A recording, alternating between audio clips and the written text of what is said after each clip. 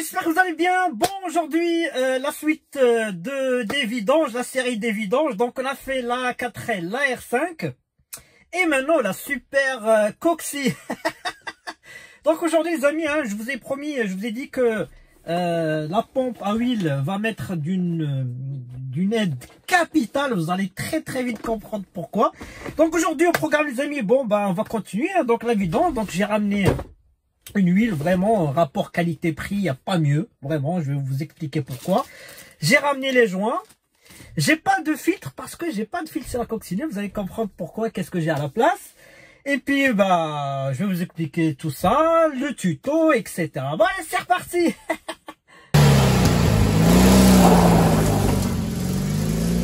Bon, les amis, quelques propos liminaires avant de commencer le tuto. Alors, on va commencer par la pompe. Donc, souvenez-vous, la dernière fois, ça n'a pas marché sur la R5 parce que voilà, la durée était trop grosse par rapport à la jauge. Par contre, sur la coccinelle, ça marche très bien. Et je vais vous expliquer pourquoi elle va mettre d'une aide capitale. Bah, tout simplement, les amis, j'ai pas de bouchon de vidange. Eh oui, c'est invraisemblable. Même moi, j'étais choqué quand j'ai découvert ça. Bah, il y a des séries de coccinelles qui n'ont pas ce bouchon de vidange. Il faut enlever toute la plaque pour vidanger. Il y a deux méthodes, hein. On va les expérimenter, les méthodes courantes que faisait à l'époque Volkswagen.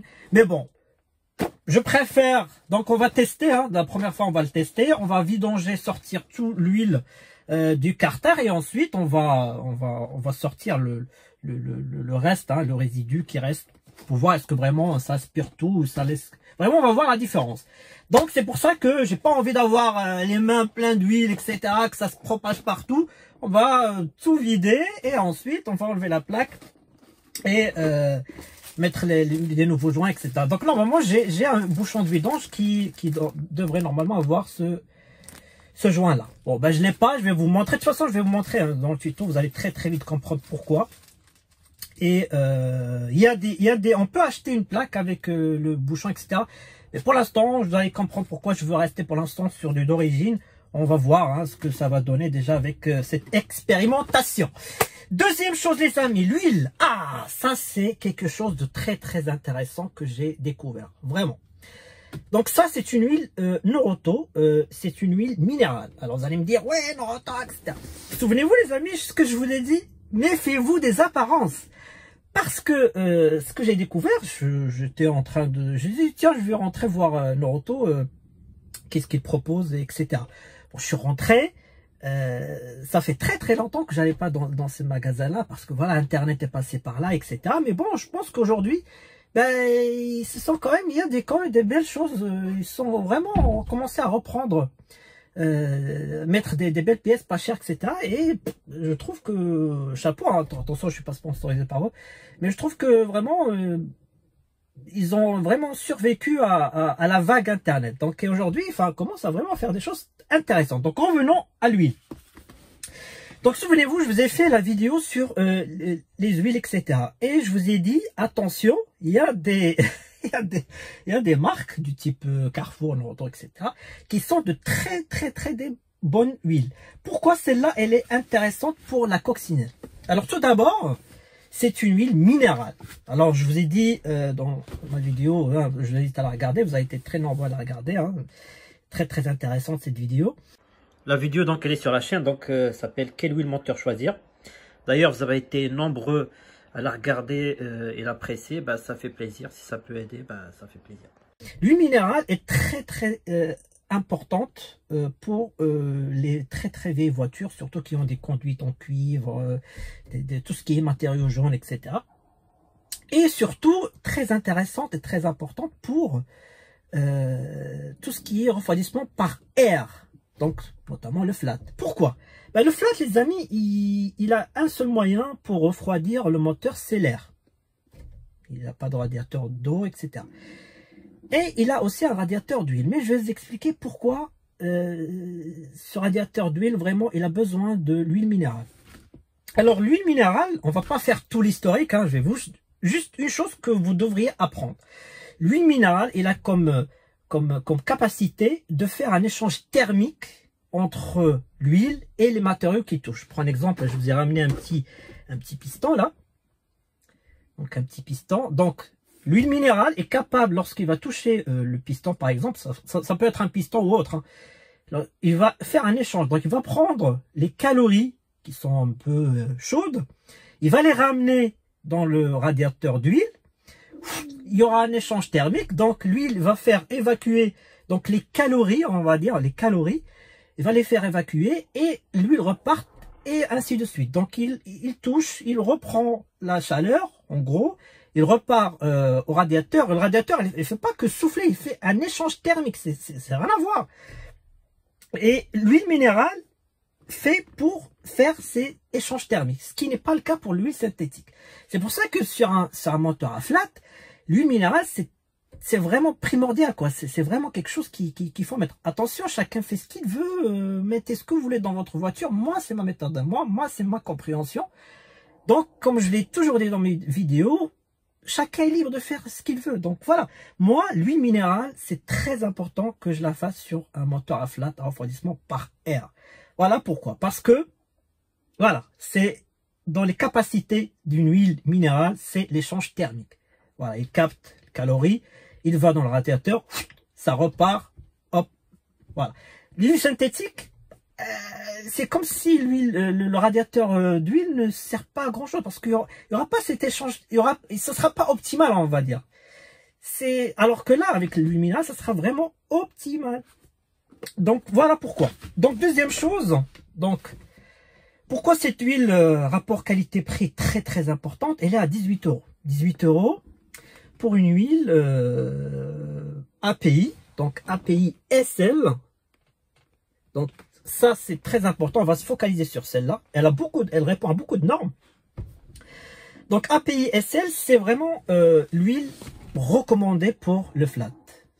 Le Volkswagen. L'API, c'est American Petroleum Institute. Donc, c'est vraiment la norme vraiment spécifique pour ces moteurs-là. Donc, le SS, ça veut dire, voilà, c'est une norme un peu plus récente, mais il y avait beaucoup de SE, S machin, jusqu'à là, c'est du SL. Donc, c'est vraiment très, très moderne. Mais c'est une bonne huile. Vraiment, l'huile minérale, celle-là, elle est bonne huile. Deuxième chose, elle est fabriquée en France. Comme je l'ai dit, hein. Et je vais vous montrer la vidéo, quand je l'ai acheté, j'ai vraiment filmé entre cette huile-là qui coûte 18 € et une autre huile de marque. Bon, certes, elle a un joli emballage, mais l'emballage ne veut rien dire en fait. Qu'est-ce qu'elle répond? À quelle norme? Et elle est fabriquée où? Donc cette huile-là que j'ai regardée d'une grande marque qui coûte 59 €, elle est fabriquée en Union Européenne, on ne sait pas où, et elle répond qu'à une seule norme. Alors que là, on a du API SL, on a du API CF, on a du ACEA, B3, etc. Et les minérales est fabriquées en France. Donc, pour moi, il n'y a pas photo. Donc, c'est vraiment très, très intéressant. Donc là, quand je suis arrivé, donc là, on est sur du Norauto, hein, très simple, à 18,95 €. Il répond à la norme API-SL, CF, ACEA, A3, B3, donc c'est quand même pas mal de normes. Et on est sur une huile minérale, d'accord. Là, si on prend ce joli boîtier qui est magnifique, par contre, il répond à une seule norme qui s'appelle API-SL. Le reste, rien. Il est affiché à 59,95 €. Voilà, chacun peut faire son avis. Et donc, souvenez-vous ce que je vous avais dit. Ici, c'est marqué Made in EC, donc est-ce que c'est une européenne, je sais pas quoi, donc ça c'est, enfin moi j'ai pas de traçabilité. Et là ils affichent clairement Made in France. Et écoutez, pour moi je prends ça, mais je valide à 100%. Deuxième chose, j'ai pris du 20W50. Alors pourquoi? Alors, je vous ai expliqué déjà viscosité à froid, à chaud, on va pas revenir dessus. Donc le moteur flat, c'est un moteur que j'ai moi, c'est un moteur vraiment d'origine, il n'a pas été refait, etc. Et un moteur flat, comme dit chez chez Porsche, c'est toujours gras. Et tant que c'est gras, c'est qu'il y a encore de l'huile dans le moteur. En fait, j'ai mis du vin, viscosité à froid, qu'elle soit un peu plus visqueuse, parce que voilà, c'est un moteur qui est un peu vieux, etc. Ça va chanter à droite à gauche. On met avoir un peu plus l'huile plus visqueuse, comme ça, on va éviter ça. Donc voilà, c'est le principe du moteur à plat. Donc c'est comme ça, c'est fait comme ça, et c'est la conception des moteurs qui fait que voilà, ça va chanter à droite à gauche. Pas grave, hein, mais bon, c'est comme ça. Et j'ai pris 50 parce que c'est pour les mêmes raisons. Voilà, pour que ce soit un peu plus visqueuse à chaud. Voilà, j'ai un moteur d'origine, pas refait, donc pas bien serré, etc. Donc c'est normal que je passe à 20W50. Donc maintenant que le blabla c'est fait, on va passer à la pratique et au tuto. Allez, c'est reparti. Alors, on va commencer les amis, pour vous dire qu'est-ce qu'il faut pour faire ça. Alors, donc déjà la pompe, je vous l'ai déjà présenté la dernière fois, et je reviens très rapidement. Donc là, entrée sortie, très simple, hein. Ça j'ai sorti même la batterie, hein, comme ça on la fera en direct. Voilà, allumé, voilà, c'est facile quoi. On rentre la durite dans la jauge et hop, ça sort. On va l'évacuer ici. Souvenez-vous, j'ai un bac vraiment pratique parce que ça permet d'évacuer l'huile usagée. Voilà, grâce à ce magnifique bouchon. Comme ça, on le mettra dans la déchetterie parce que, comme je le répète, on ne met pas l'huile n'importe où. Donc, la pompe. Donc, je reviens très rapidement sur la notice. Donc, elle marche 30 minutes maximum. Voilà, 60 degrés max aussi. On permet l'huile moteur, le fioul, etc. Par contre, pas tout ce qui est inflammable. Bon, ça c'est la théorie. Après, chacun fait ce qu'il veut. Donc là, où la dernière fois je vous ai dit, moi je suis pas d'accord, c'est que ils disent qu'il faut, comment dire, faire tourner le moteur au moins 10 minutes. Voilà, 5 à 10 minutes pour avoir l'huile à 60 degrés. Moi, vous connaissez ma méthode, je fais toujours la vidange à froid, comme ça, avec la gravité, toute l'huile est dans le carter et ça permet d'évacuer le maximum d'huile usagée. Ça, c'est ma méthode. Après, chacun fait voilà, sa méthode à lui. Donc là, ils disent qu'il faut faire tourner le moteur 5 à 10 minutes, ce que je ne ferai pas. Donc, je vais faire le max, ce que ça peut sortir. Parce que je veux évacuer le maximum d'huile usagée. Donc, et normalement, hein, comme l'huile, elle est à celle qui est dans le moteur, elle est à 20 W. Franchement, elle est quand même fluide à froid. Donc, elle n'a pas besoin d'être encore plus fluide parce que c'est le contraire qui va arriver. C'est-à-dire qu'une fois chaud, elle devient, donc elle passe à 50, c'est-à-dire elle est encore visqueuse. Donc pour moi, cette méthode, moi je suis pas d'accord. Donc après, chacun fait ce qu'il veut. Donc là, ça c'est bon pour le moteur. Bon, les joints. Donc il faut toujours 2 joints carton. Donc j'en ai 2, plus les joints donc des 6 vis. Bon, ça je vais pas m'en servir parce que j'ai pas de bouchon de vidange. Je vais vous montrer maintenant. Bon, après, caisse à outils. Bon voilà, c'est reparti. Hein. Vous l'avez remarqué. Donc ça c'est ma petite plaque. Hein. Donc j'ai pas de bouchon de vidange au centre. Donc ce qui veut dire, Volkswagen dit dans son manuel coccinelle, hein, regardez, il y a tout un chapitre qui s'appelle faites-le vous-même. Jamais vous ne verrez des choses comme ça aujourd'hui. Donc voilà, ça, moi j'ai ça. Donc ils disent, on enlève 5 et on dessert le 6e et puis on pousse un peu et ça permet d'évacuer l'huile. Ça c'est la méthode Volkswagen. Il y en a qui disent que celui-là qui est côté droit, roue droite, fait vis de vidange. Mais bon, de toute façon on va tester tout ça. Donc ça c'est position des filtres, etc.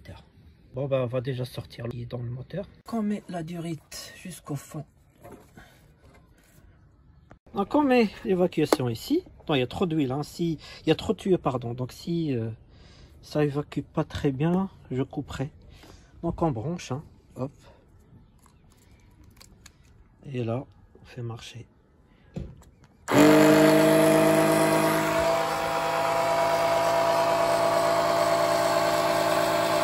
Regardez qui vient. Mimi. Hop là.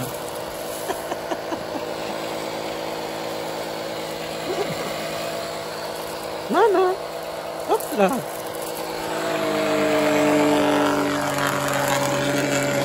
Bon les amis, là, du mal, hein.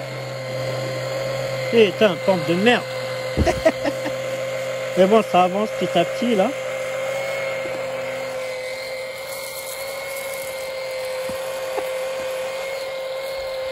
Oh les amis, hein, ça arrive, mais doucement. Allez, allez, la petite bébête, là, tu vas me vider la batterie, hein. Ah.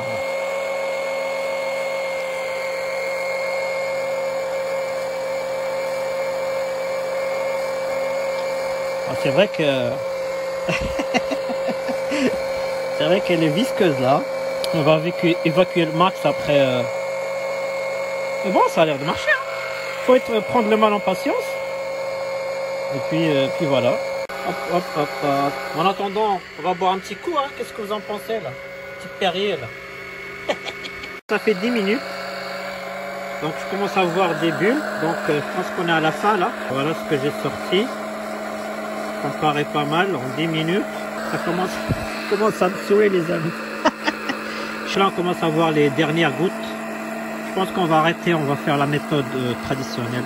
Si on est patient, ça fait l'affaire. Ça permet de dépanner. Hein. Après moi je suis un ferveur défenseur de la vidange traditionnelle. Mais bon là comme je l'ai expliqué, je préfère évacuer le max et après enlever la plaque. Voilà. La pompe. Donc il faut mettre de l'huile neuve. Comme ça vous la nettoyez juste avec de l'huile neuve. Donc on va mettre un petit peu de l'huile neuve là. On va aspirer de l'huile neuve. Tout ça. Ça sera propre. La pompe est propre. Là c'est propre. J'ai évacué l'huile qu'on a fait avec la pompe pour voir la différence avec ce qui reste. Elle est de 10. Hein. Donc on enlève les 5 et on laisse 1. Donc là, on va faire la méthode. Hein, ceux qui disent que la vis arrière côté droite, normalement, ça fait vidange. On va voir. Ça marche. Ah, la petite astuce là. Mais bon, ça coule tout doucement. Mais ça peut faire l'affaire hein, si on est patient. Je dirais même que c'est le même débit que la pompe. Oh là là là là. Franchement, c'est une méthode. Ouais, c'est pas écrit dans le manuel, mais... Effectivement, la vis arrière côté roue droite fait vraiment office de vis de vidange. Bah écoutez, j'apprends quelque chose. Hein. Donc là j'ai enlevé une ici là, ça n'a rien fait. Si on enlève ça, pareil, je crois. On va voir. Hein. Qui t'entraîne à rien? Bah non en fait. C'est vrai que c'est astucieux ça. Mais bon, merci Volkswagen de l'avoir mentionné, parce que Volkswagen ne l'a pas mentionné, quoi. J'ai trouvé ça sur Internet. Comme quoi, parfois, il faut chercher. Parce qu'en fait, la vis, les autres sont comme ça. Et celle qui fait office de vidange, elle est comme ça. Vous voyez la différence? Un peu évacué, donc là, on enlève le premier joint. Donc voilà l'intérieur, les amis. Donc celle-là qui fait vraiment vis de vidange, hein, elle est trop petite par contre, voilà, hein, donc ça prend plus de temps.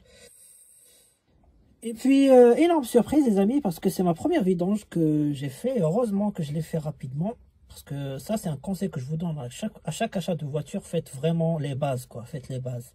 Regardez la surprise, ben j'ai pas trouvé le tamis. Donc le tamis c'est en gros le filtre qui se trouve là, qui s'emboîte ici. Là je l'ai pas trouvé, là, il n'est pas là. On va s'arrêter là et je vais le commander. Là, je suis un peu déçu parce que là, je ne vais pas remettre la vidange et refaire tout à zéro. Donc, je suis obligé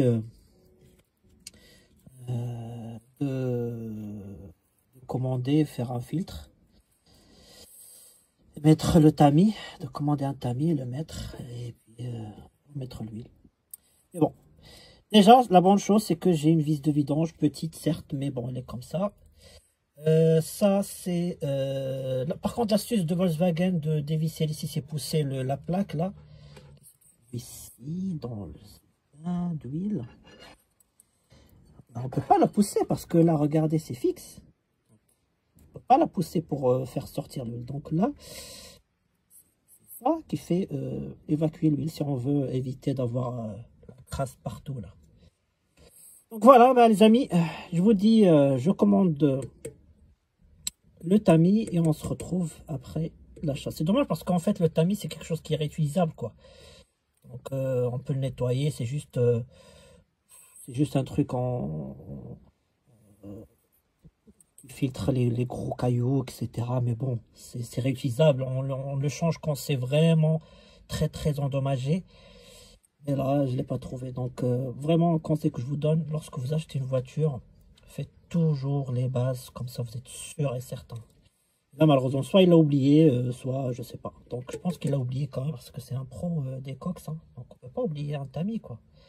Mais bon, voilà. Rendez-vous lorsque je vais acheter le tamis. Donc voilà en gros ce qui reste après la pompe. Voilà, comme quoi, fait pas tout. Mais bon, ça dépanne, mais bon, il vaut mieux faire tout, quoi. Donc moi, la prochaine fois, bah, ça sera le petit bouchon et je l'enlèverai, je laisserai couler tranquillement. Et voilà. C'était, voilà, on a expérimenté ça. Hein. Maintenant, vous savez maintenant comment ça marche. Donc on va sortir mon outil magique là, à 1 euro, pour chercher un écrou qui est tombé. Ah, tiens, il est là. Ça c'est la plaque. Ah, il doit être là. Oh, pas toi. Hop, hop, hop, hop, hop. Alors, t'es où? C'est où, Fumiel? Ah, ça c'est... Il s'en faut. Ah bah voilà. Truc à 1 euro, ça sert. Hein. 3 jours après, les amis, regardez ce qu'il reste. Voilà, elle est 3 jours. Tout ce qu'elle a évacué. Hein. Le tamis. Voilà le tamis. Ça y est, filtre est bien reçu. Donc il est là. Enfin. Donc il se présente comme ça. Donc regardez. Hein. Donc si j'avais moi celui qui était d'origine, bah, en fait c'est réutilisable. Hein. Donc c'est écologique la coccinelle, les amis. Hein. Donc je présente comme ça. C'est tout bête. Voilà, c'est un tamis en acier. Donc on peut le nettoyer avec de l'essence et c'est reparti. Hein. À part si vous avez des gros trous, où il est abîmé vraiment, etc. Bon, ok, il faut le changer. Mais s'il est comme ça, il y a juste, il n'y a rien de particulier, bah, juste à le nettoyer. Hein. C'est vraiment, hein. C'est quelque chose qui dure longtemps, ça. Donc, faut pas à chaque fois le changer toutes les vidanges, mais bon, voilà, c'est à vérifier et puis nettoyer parce que voilà, c'est écologique. Donc là les amis, je ne vais pas faire l'astuce du faux démarrage, hein, les fameuses 3 secondes, 3-4 secondes pour faire couler toute l'huile. Ça sert à rien parce que le moteur est resté quasiment 3 jours. Donc toute l'huile est vraiment tombée. Donc là, elle est vraiment à sec. Donc je ne vais pas faire le petit démarrage là. Et je ne vais pas non plus mettre, vous savez, la petite astuce que je fais toujours, mettre un verre d'huile pour faire passer l'huile neuve sur l'huile usagée. Parce que là, vraiment, tout est tombé. Il n'y a rien, c'est sec de chez sec. Donc, je ne vais pas faire ça. Bon, les amis, un petit nettoyage. Bon, là, tout était nettoyé. Donc, il y a juste à mettre le tamis. Donc, maintenant, on va juste remettre donc, le tamis juste à l'insérer. Hein. Donc là, j'ai vérifié que ça rentre bien, hein, parce que attention, il y a 2 diamètres. Hein. Donc j'ai vérifié. Donc maintenant, on va préparer donc les joints. Donc tout ça, donc mettre un joint là et l'autre donc sur la plaque. Mais avant, vous lubrifiez un petit peu les joints là. Vous les lubrifiez les deux. avec de l'huile neuf. Donc là, tout est lubrifié. On prépare les nouveaux joints et les vis, il n'y a plus qu'à remonter. Donc le tamis est en place. Donc une fois tout ça sur place, donc il faut serrer. Ça ne sert à rien, encore une fois, je le rappelle, de serrer comme un bourrin. Serrer tranquillement, c'est tout. Hein. Donc le principe, c'est qu'il y a des joints et les joints, quand ils s'écrasent, ils font étanchéité. Donc voilà, une fois c'est serré à la main comme ça, vous pouvez serrer donc avec votre clé. Hein. Si vous voulez faire un serrage vraiment à la puriste, donc vous pouvez serrer, faire la numérotation suivante, donc faire 1, 2, 3, 4, 5, 6. Voilà, c'est très simple. Donc, serrer là, 1, 2, 3, 4, 5 et 6. Et voilà, le tour est joué. Donc ensuite les amis, bah, c'est très simple. Donc vous faites votre niveau d'huile. Hein. Donc vous faites avec la jauge, etc. Donc c'est très simple. Donc ce que je vous conseille aussi, donc vous faites le niveau, vous démarrez, vous faites une petite balade, revérifiez le niveau et surtout le plus important, c'est vous laissez le lendemain, donc moteur à froid, vous revérifiez encore une fois le niveau et c'est fini. Les amis, petit démarrage, la Super Coxy. Alors, on débraye. On accélère à fond pour activer le starter automatique. C'est reparti au quart de tour, Super Coxy, allez. Ah.